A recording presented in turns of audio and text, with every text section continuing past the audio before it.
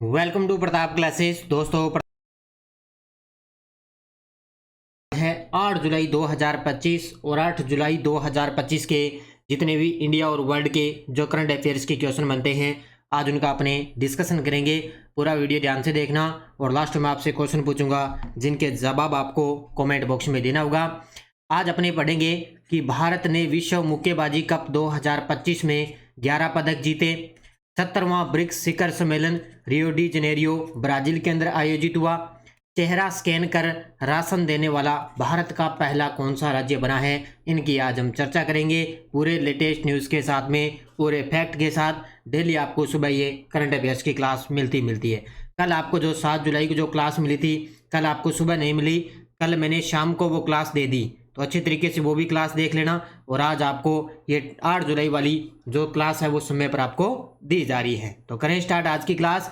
सभी साथी एक बार करेंगे सेशन को लाइक शेयर। सबसे पहले हम करेंगे कल के क्वेश्चनों को रिवाइज। देखिए कल हमने पढ़ा भारत की पहली निजी सैटेलाइट ब्रॉडबैंड सेवा शुरू करने की मंजूरी किस कंपनी को मिली? अनंत टेक्नोलॉजीज को। भारतीय नौसेना की पहली महिला फाइटर पायलट कौन बनी है? ये बनी है सब लेफ्टिनेंट आस्था पूनिया। 134वें डूरंड कप 2025 का आयोजन किन राज्यों के अंदर किया जाएगा? पश्चिम बंगाल, असम, मणिपुर, मेघालय, झारखंड में। किस यूएई आधारित बैंक को भारत के गिफ्ट सिटी में शाखा खोलने के लिए इन प्रिंसिपल अप्रूवल मिला? तो ये मिला है मशरिक बैंक को। हाल ही में किस शहर को उड़ीसा का छठा नगर निगम घोषित किया गया? तो ये बना है पुरी।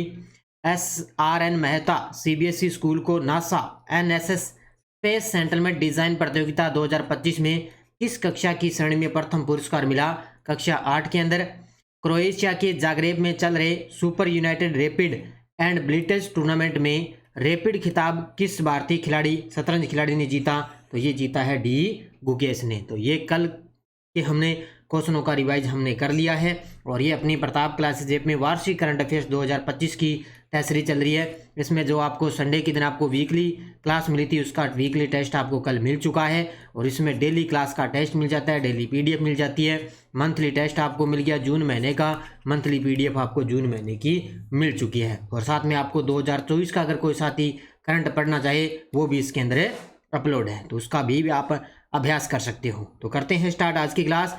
जितने भी विद्यार्थी लाइव जुड़ चुके हैं एक बार कर दें सेशन को लाइक शेयर। सभी साथियों को प्यार भरा नमस्कार, गुड मॉर्निंग। पहला क्वेश्चन देखो आपके सामने। प्रधानमंत्री मोदी ने 6 और 7 जुलाई 2025 को किस देश के शहर में आयोजित 17वें ब्रिक्स शिखर सम्मेलन में भाग लिया है? आने वाले एग्जाम के अंदर यहाँ से किसी भी प्रकार का प्रश्न बन सकता है, किसी भी एग्जामिनर है किसी भी तरीके से आपसे क्वेश्चन पूछ सकता है। तो 17वां ब्रिक्स शिखर सम्मेलन कहाँ पर आयोजित हुआ? रियो डी जेनेरियो ब्राजील के अंदर। अभी आपको पता है ताज़ा प्रधानमंत्री मोदी जी 5 देशों की यात्रा पर है। सबसे पहले वो घाना गए, घाना का सर्वोच्च नागरिक सम्मान मिला। उसके बाद में त्रिनिदाद और टोबैगो की यात्रा पर गए, वहाँ पर उनको अवार्ड मिला। उसके बाद में वो गए अर्जेंटीना, अर्जेंटीना का भी उनको सम्मान मिला है, आज अपनी बात करेंगे। इसके अलावा उसके बाद में ब्राज़ील गए जहाँ पर 17वां ब्रिक्स शिखर सम्मेलन हुआ। और 5वां देश है नामीबिया। अभी वर्तमान में वो 6 और 7 जुलाई को ब्रिक्स में जो है ब्राज़ील के अंदर आयोजित हो गया। अब जाएंगे अपना 5वां देश नामीबिया। तो ये इसका उत्तर हो जाएगा रियो डी जेनेरियो ब्राज़ील में। ये कौन सा है? 17वां ब्रिक्स शिखर सम्मेलन है। आपसे पूछिए आगामी जो 18वां ब्रिक्स शिखर सम्मेलन होगा सन 2026 के अंदर, वो होगा अपने भारत के अंदर। ये अभी ताज़ा अपडेट के साथ में पढ़ लेना। 17वां अभी ब्राज़ील में हो गया ताज़ा और 18वां 2026 के अंदर होगा और वो होगा कौन सा, कहाँ पर होगा? अपना भारत है वो इसकी मेजबानी करेगा। देखो डिटेल। आयोजन स्थल Rio de Janeiro Brazil. Bharat की भागीदारी, प्रधानमंत्री मोदी ने भारत की तरफ से इसके अंदर भाग लिया। अब देखो इसका मुख्य विषय क्या क्या चीज़ें हैं, मुख्य विषय एग्जाम के अंदर आएंगे। एक तो कहा है वैश्विक सुधारों पर बल, अंतर्राष्ट्रीय शांति और सुरक्षा रखना, बहुपक्षीय सहयोग को सशक्त करना और आर्टिफिशियल इंटेलिजेंस की बढ़ती भूमिका। आजकल इसी का जमाना है, आर्टिफिशियल इंटेलिजेंस का। इसके अलावा इस सम्मेलन का विशेष उद्देश्य है कि ग्लोबल साउथ यानी कि जो विकासशील देश है उनको मजबूत और असमान आवाज़ देना, विश्व व्यवस्था को अधिक संतुलित और न्यायपूर्ण बनाना। और इसी दौरान ब्रिक्स देशों ने पहलगाम जो आतंकी हमले की कड़े शब्दों में निंदा की है और आतंकवाद के प्रति भारत के शून्य सहिष्णुता के आह्वान का समर्थन किया है। अब आपसे पूछे भी भारत की तरफ से क्या कुछ हुआ, तो भारत के अंदर जो आतंकवाद है उसके अंदर पूरी चर्चा, इसका समर्थन किया गया पहलगाम आतंकी हमले के बारे में। इसके अलावा ब्रिक्स नेताओं ने 3 पहलें भी घोषित की है। कौन कौन सी? एक तो ब्रिक्स जलवायु वित्त ढांचा, एक है वैश्विक एआई शासकीय वक्तव्य, और तीसरा है सामाजिक रूप से निर्धारित रोगों को समाप्त करने की साझेदारी। ये 3 पहले भी आपको अच्छे तरीके से पढ़ना है, क्योंकि एग्जाम में अगर प्रश्न आएगा ना तो सीधा आएगा ब्रिक्स नेताओं ने कौन सी 3 पहलें घोषित की, उनमें से कौन सी पहल शामिल है नहीं है, इस प्रकार का प्रश्न आएगा। तो ये सारी चीजें पढ़ लेना। और अभी 2026 में आगे याद रखना अपना भारत है वो इसकी मेजबानी करेगा। प्रधानमंत्री मोदी को 2 दिवसीय आधिकारिक यात्रा के दौरान की टू द सिटी यानी कि शहर की चाबी का सम्मान किस देश की राजधानी में प्रदान किया गया? ये देखो, इससे पहले ये इन्होंने तीसरा देश था अर्जेंटीना की यात्रा पर, उसके बाद में वो ब्राजील गए, तो अर्जेंटीना का भी उनको सम्मान मिला है। कौन सा? की टू द सिटी यानी कि शहर की चाबी, इनका ये नाम है शहर की चाबी, की टू द सिटी। ये सम्मान किस देश की राजधानी में उनको प्रदान किया गया? तो ये दिया गया उनको कहाँ पर है? अर्जेंटीना ब्यूनस आयर्स में। कहाँ पर? Option number B, Argentina Buenos Aires के अंदर उनको ये सम्मान है दिया गया है। तो सम्मान प्राप्त करता है प्रधानमंत्री मोदी जी। सम्मान का नाम की टू द सिटी। यह एक प्रतीकात्मक सम्मान है जो किसी विशिष्ट व्यक्ति के प्रति शहर की उच्चतम स्तर की मान्यता को दर्शाता है। और ये कहाँ पर दिया गया? अर्जेंटीना की जो राजधानी है ब्यूनस आयर्स, वहाँ पर ये मोदी जी को अवार्ड मिला है। 57 वर्षों में किसी भारतीय प्रधानमंत्री की पहली अर्जेंटीना यात्रा रही है। 57 वर्षों के अंदर किसी भी भारतीय प्रधानमंत्री की पहली ये अर्जेंटीना यात्रा रही। ब्यूनस आयर्स शहर सरकार के प्रमुख जो जॉर्ज मैक्री ने पीएम मोदी को यह सम्मान दिया है। याद रखना अच्छे तरीके से, कोई पता नहीं एग्जामिनर का हो सकता है भी किसने अर्जेंटीना के किस जो है शहर सरकार के प्रमुख है जिन्होंने ये अवार्ड दिया, तो इनका नाम है जॉर्ज मैक्री, जिन्होंने पीएम मोदी को ये सम्मान दिया है। इनका नाम, सम्मान का नाम है की टू द सिटी यानी कि शहर की चाबी। तो इससे पहले गाना का मिल गया, फिर टोबैगो का मिला, अब अर्जेंटीना का मिला, इन तीनों का मिल गया। वर्ल्ड बॉक्सिंग कप 2025 के अंदर भारत ने कुल कितने पदक जीते हैं? वर्ल्ड बॉक्सिंग कप 2025 भारत ने कुल कितने पदक जीते? इसका आयोजन हुआ था कजाकिस्तान की जो राजधानी है अस्ताना, वहां पर इसका आयोजन हुआ। तो इसके अंदर भारत ने 11 पदक जीते हैं। कितने पदक जीते? 11 पदक जीते।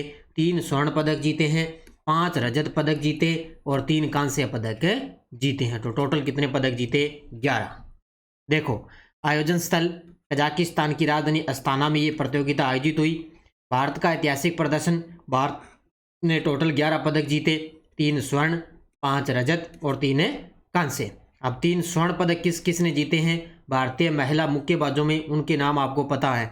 देखो, साक्षी ने 54 किलोग्राम भार वर्ग में स्वर्ण पदक जीता, फिर जैस्मिन ने 57 किलोग्राम भार वर्ग में स्वर्ण पदक, और नूपुर ने 80+ किलोग्राम भार वर्ग के अंदर स्वर्ण पदक जीता। यानी कि ये तीनों महिला मुक्केबाज है और तीनों ने ही 3 स्वर्ण पदक इन्होंने जीते हैं। तो टोटल 11 पदक हो गए, बाकी 5 रजत और 3 कांस्य पदक जीते गए। भारत का पहला राज्य कौन बना है जिसने सार्वजनिक वितरण प्रणाली में राशन वितरण करने के दौरान आधार आधारित फेस ऑथेंटिकेशन तकनीक शुरू की है?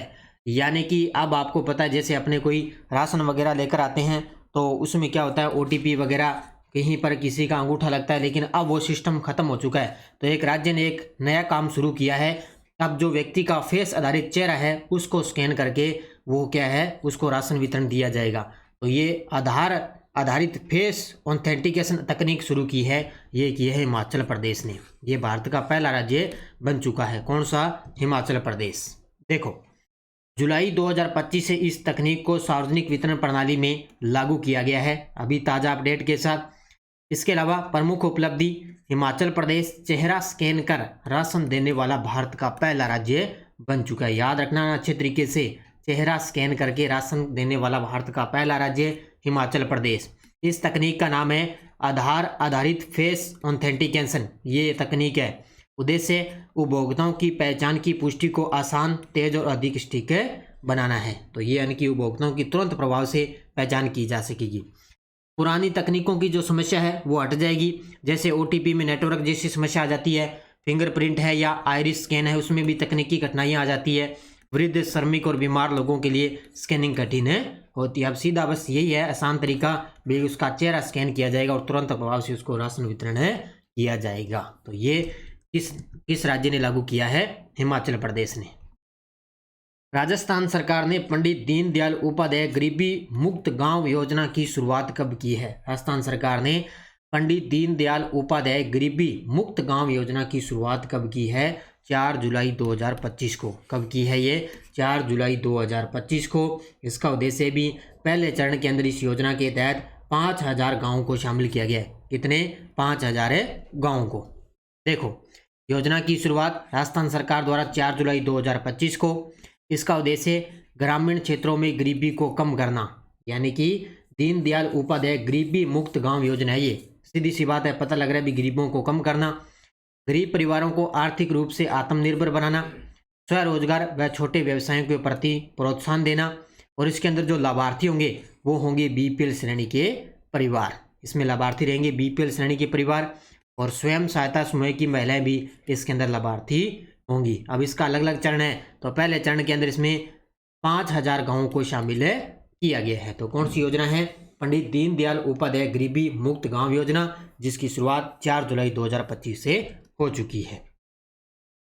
वर्ल्ड एनर्जी स्टैटिस्टिकल रिव्यू 2025 के अनुसार 2024 में भारत बायोफ्यूल यानी कि जैव ईंधन का कौन सा सबसे बड़ा उपभोक्ता बन चुका है? यानी कि बात हो रही है, अब रिपोर्ट आई है 2025 की, लेकिन 2024 के अंदर भारत बायोफ्यूल यानी कि जैव ईंधन का कौन सा सबसे बड़ा उपभोक्ता बन चुका है? वो बन चुका है चौथा। कौन सा बन चुका है? चौथा देश भारत इसके अंदर बन चुका है। तो ये रिपोर्ट का नाम याद रखना, वर्ल्ड एनर्जी स्टैटिस्टिकल रिव्यू 2025, ये रिपोर्ट आई है। तो भारत वर्ष 2024 में बायोफ्यूल का चौथा सबसे बड़ा उपभोक्ता बना है। भारत की प्रगति देखें तो भारत ने चीन को लगातार दूसरे वर्ष बायोफ्यूल उपभोक्ता के मामले में पीछे छोड़ दिया है। भारत ने लगातार दूसरे वर्ष है वो चीन को पछाड़कर चौथे स्थान पर बरकरार है। इसमें बायोफ्यूल खपत में भारत की वृद्धि देखें तो 2024 के अंदर 40% की वृद्धि दर्ज की गई है। कितनी? 40% की। और 2024 में भारत ने प्रतिदिन 77,000 बैरल तेल समतुल्य बायोफ्यूल का उपयोग किया है। ईंधन वगैरह है, जैव ईंधन है, उससे संबंधित है। तो ये रिपोर्ट है वर्ल्ड एनर्जी स्टैटिस्टिकल रिव्यू 2025, जिसके अंदर भारत कौन से स्थान पर है? चौथे स्थान पर। वर्ल्ड बैंक की जुलाई 2025 की रिपोर्ट में भारत को 2025 के लिए कौन सा स्थान दिया गया है? वर्ल्ड बैंक की रिपोर्ट आई है 2025 के अंदर, उसके अंदर भारत को 2025 के लिए कौन सा स्थान दिया गया? तो ये दिया गया आपके सामने ऑप्शन नंबर बी, समानता के अंदर चौथा स्थान मिला। भी वर्ल्ड बैंक की रिपोर्ट आई है, समानता के अंदर है, भारत को चौथा स्थान मिला है। इसमें अलग अलग जैसे मूल्यांकन वगैरह स्कोर वगैरह होते हैं। भारत का स्कोर है, आय वितरण वगैरह होती है ना, उससे संबंधित है ये। तो इसमें समानता में चौथा स्थान। तो रिपोर्ट जारी करता वर्ल्ड बैंक जुलाई 2025 में ताज़ा रिपोर्ट।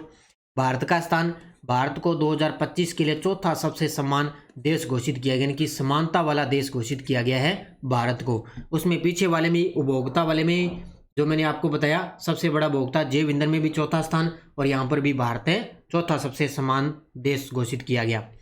ये जो मूल्यांकन मापदंड है ये किसके आधार पर आती है? गिनी इंडेक्स के आधार पर आती है। किसके आधार पर है? गिनी इंडेक्स के आधार पर। भारत का स्कोर कितना है इसके अंदर?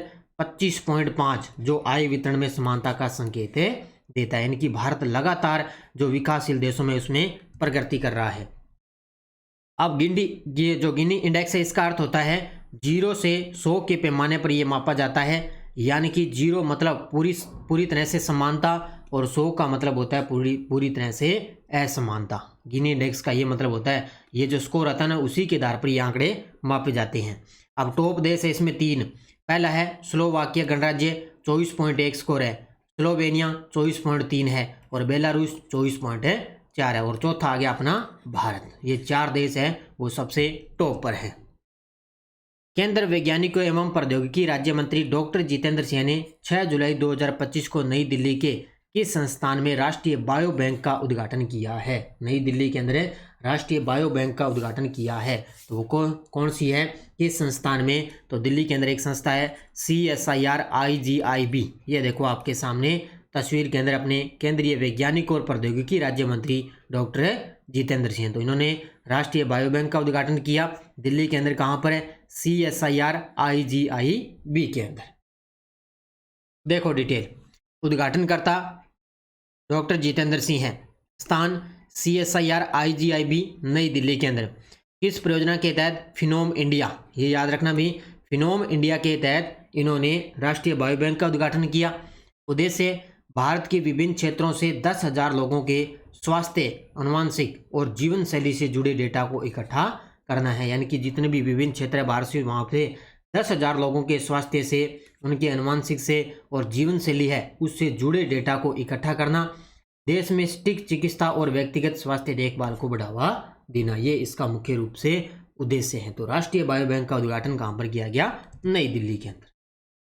अब देखो आपके सामने वन लाइनर करंट है। पहला क्वेश्चन है कि अंतर्राष्ट्रीय क्रिकेट परिषद ICC ने 7 जुलाई 2025 को संजोग गुप्ता को अपना नया मुख्य कार्यकारी अधिकारी नियुक्त किया है। वे जियोफ एलाडिस का स्थान है लिए है। बड़ा गजब का प्रश्न है, नई नियुक्ति आपके सामने। अंतर्राष्ट्रीय क्रिकेट परिषद ICC ने संजोग गुप्ता को अपना नया मुख्य कार्यकारी अधिकारी यानी कि CEO नियुक्त किया है।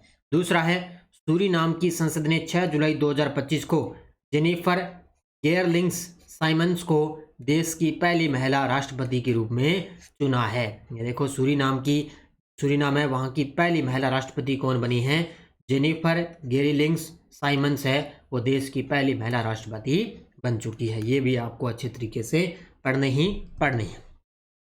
ये टेलीग्राम ग्रुप है, कोई सूचना, कोई लिंक, कोई नोटिफिकेशन सब आपको टेलीग्राम पे सूचना मिल जाती है। कल मैंने 7 जुलाई को आपको मैंने क्लास दे दी है करंट की, वो अच्छे तरीके से आप देख लेना। पिछले वीडियो क्वेश्चन क्या था, प्रधानमंत्री मोदी को घाना द्वारा कौन सा सर्वोच्च नागरिक सम्मान दिया गया, order of the star of घाना। तो बहुत सारे विद्यार्थियों ने बड़े गजब के जवाब दिए, उन सभी को बहुत बहुत शुभकामनाएं। अब देखो क्वेश्चन फॉर यू, भारतीय मूल के नासा अंतरिक्ष यात्री डॉक्टर अनिल मेनन किस वर्ष अपने पहले अंतरिक्ष मिशन पर जाएंगे, जून 2024, जून 2025, जून 2026, जून 2027 के अंदर। इसका जवाब आपको कमेंट बॉक्स के अंदर देना है। तो ये थी आज की अपनी क्लास अच्छे तरीके से, और इस बुक का रिवीजन स्टार्ट हो चुका है। अभी 4th ग्रेड जो पटवार है, पटवारी वीडियो एग्जाम के लिए जो वस्तुनिष्ठ करंट अफेयर्स की जो अपनी पुस्तक है अक्टूबर 2024 से मई 2025 तक, इसके अपना रिवीजन स्टार्ट हो गया। कल आपको पहली क्लास मिल चुकी है, तो प्ले लिस्ट बना दी गई है, तो वहाँ पे आप अच्छे तरीके से इसका पूरी बुक का अच्छे तरीके से आपको रिवीजन मिलेगा। इसके अलावा कांस्टेबल की अपनी टेस्ट सीरीज चल रही है, और 4th ग्रेड ड्राइवर वाहन चालक की अपनी भी टेस्ट सीरीज चल रही है। तो प्रताप क्लासेस का ऐप डाउनलोड करके वहाँ से आप टेस्ट सीरीज ज्वाइन कर सकते हो। तो ये थी आज की अपनी क्लास। सभी साथी करेंगे वीडियो को जाते जाते लाइक शेयर। बस आप निरंतर पढ़ो, अच्छे तरीके से पढ़ो, और लगातार आपको क्लास मिलती रहेगी। धन्यवाद। जय हिंद, जय भारत, जय राजस्थान।